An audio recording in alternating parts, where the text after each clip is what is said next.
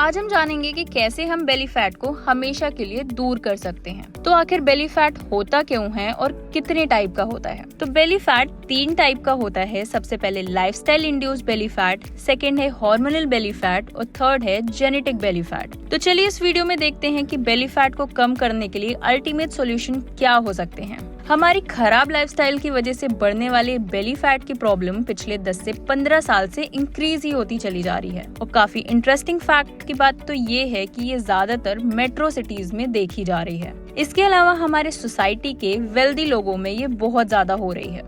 तो आखिर इसका रूट कॉज क्या है? क्योंकि पहले के टाइम में तो ये प्रॉब्लम इतनी बड़ी नहीं थी जितनी की आज हो गई है। वो इसलिए क्योंकि पहले के लाइफ में कुछ खाना हम खाते थे जो स्टोर होता था, उसी के साथ साथ बर्न करते थे और फास्ट भी करते थे।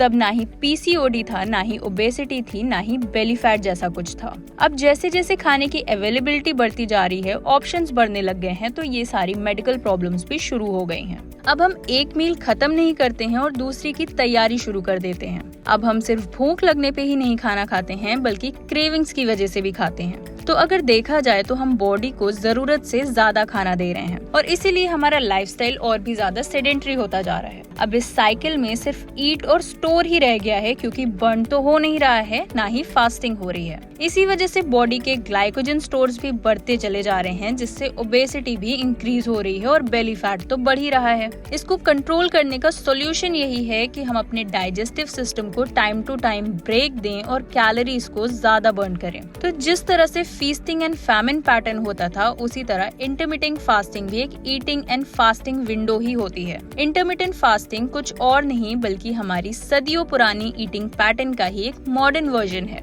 अगर हम इसे इंटरमिटेंट फास्टिंग का नाम दें या फिर ट्रेडिशनल फास्टिंग का नाम कहें, एक्सेस बेली फैट को खत्म करने के लिए तो यही एक अल्टीमेट सॉल्यूशन है कि हम अपने डाइजेस्टिव सिस्टम को ब्रेक दें। उसको आदत डालनी होगी कि हम कम खाना खाएं और जितनी हमें भूख है उतना खाना खाएं। काफी सारी स्टडीज में ये प्रूव किया गया है कि फास्टिंग से बेली फैट तो कम होता ही है, साथ ही डाइजेशन से जुड़ी बहुत सारी प्रॉब्लम्स, इसके अलावा न्यूरोलॉजिकल प्रॉब्लम्स भी कम होती हैं। फास्टिंग से बॉडी में इन्फ्लेमेशन भी कम होती है और अंदर डेड और डैमेज सेल्स भी दूर होती हैं। इसी के साथ ये एंटी एजिंग की तरह भी काम करता है। नेशनल लाइब्रेरी ऑफ मेडिसिन ने 1 साल लगा के ये स्टडी की, जिसमें 1422 लोगों को अलग अलग तरह के फास्टिंग पीरियड में रखा गया और स्टडी पूरी होने के बाद उनके फिजिकल और इमोशनल वेलबींग में बहुत से इम्प्रूवमेंट ऑब्जर्व किए गए। इन लोगों की हेल्थ कंडीशन भी काफी ज्यादा ठीक हुई। सो फास्टिंग को हम एक पावरफुल टूल तो मान ही सकते हैं, जिससे आपकी बहुत सी प्रॉब्लम दूर हो सकती हैं बिना किसी खर्चे के और बिना किसी को फीस दिए।